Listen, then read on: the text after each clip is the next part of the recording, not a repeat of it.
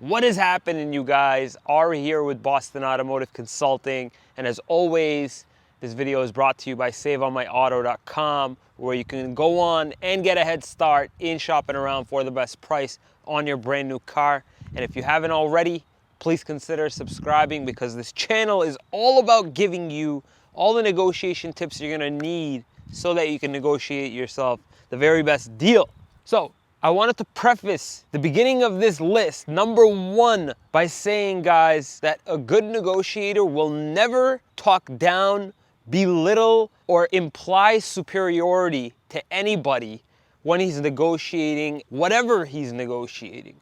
The actual superiority, if you will, is implied if he actually wins at what he's trying to negotiate. A good negotiator will be able to go in and out of the same place he just negotiated a deal at several times without having to cause any feelings of resentment or them trying to get revenge or any sort of hindrance on the next deal that he tries to do with the same people. Always keep in mind, guys, you want to be super respectful and you want to be tactical, if you will, as Chris Voss likes to. If you don't know him, search him, Chris Voss, and search tactical empathy, and you'll know exactly what I mean by this first tip. Number two, you never want to go in only to test drive. And I mean this mentally. A good car negotiator, if he's going to the dealership, he or she is ready to buy a car.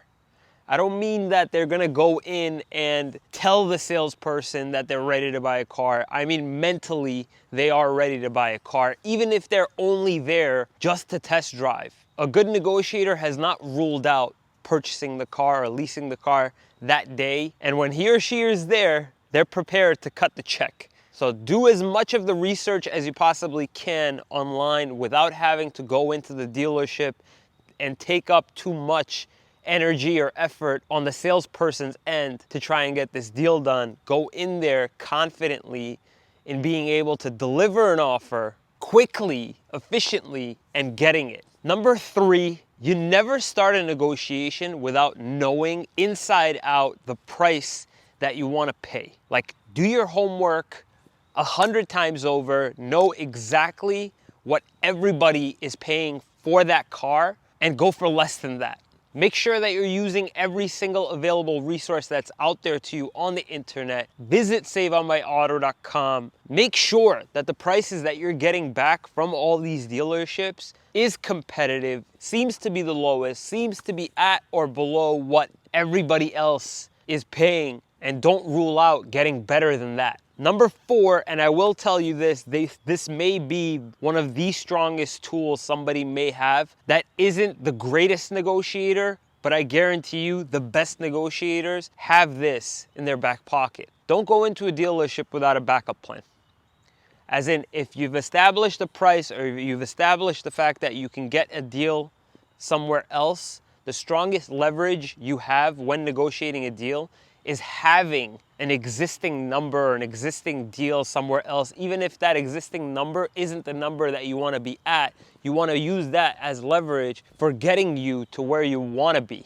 This is why I constantly tell people, shop around the deal, visit Save on My Auto, go in at the end of the month. Do all these things so that you're giving yourself a backup plan, somewhere to resort to, because there is no stronger feeling of urgency for a salesperson or a sales manager than looking at you in the face and being able to tell that as soon as you get up out of your chair, you're gonna go to that dealership that you said that you were gonna go to. Number five, you guys, a good negotiator will never start a negotiation with the number that they want to end with. And I get conflicted about this statement. So the average negotiator will think about this statement and find truth in it. They may have heard it time and time again that the first person to speak loses. That's completely true. However, I know that a lot of people will agree with me on the other side of this, which is if you're starting a negotiation by ending it, as in if you're giving an ultimatum number respectfully, then there's no problem in that. But you've got to keep in mind, if you don't get to that number immediately, you've got to get up and walk out. Because what's going to happen is if that you're open to negotiating up, then the legitimacy of your initial offer withers away. It becomes irrelevant. So you've got to stick to your guns on this one. If you're going to start a negotiation with a number, stick to it and don't negotiate up. Ultimatum negotiation is not a bad thing. Me and my cousin Sean have talked about this in our podcasts, and ultimately it's all about how it's delivered, how it's calculated, and an ultimatum negotiation is in no way negotiable. So you give it, if you don't get it, you're going home. Number 6, some of you are gonna be like, huh? But a good negotiator will never do business with quote unquote friends, acquaintances, or trust completely people he's done business with in the past. The reason why is because this is often used as a tool against you, and it's used to make you feel uncomfortable giving prices or giving offers that you know will be difficult to get to. The fact of the matter is, guys, everybody's got to eat. And when you put a friend or an acquaintance in a position where you're making it very, very hard for them to eat, that connection that you have with them will most certainly get in the way of you having to do basically dirty work. And it's tough because if you're trying to get a friend to do what nobody really is gonna wanna do all that easily, it may cause a problem within your friendship after you leave. That's why that phrase exists. You don't crap where you eat. And I'm a strong believer in that. You gotta keep in mind, if you're negotiating with friends, if you don't go in there with a little bit of tactical empathy, as Chris would say, and deliver a number as an ultimatum, a soft ultimatum, if need be, you may be putting your friendship with that person in harm's way. So whatever offer that you're trying to give, play good cop, bad cop, do what you gotta do, but do not ruin a friendship or a relationship with somebody over $1,000 or a couple $1,000 versus what they would have given you under normal circumstances. Number 7, you guys, is user generated. I posted up a poll on my Instagram, and one user in particular, Sarvin, he gave this response. He also mentioned something that Chris Voss and a lot of other good negotiators, including himself, he's also a good negotiator, would say. So you never want to anchor to a number. You never want to fight for something so badly that you wouldn't settle for something better, or you go or take something better if the opportunity came up.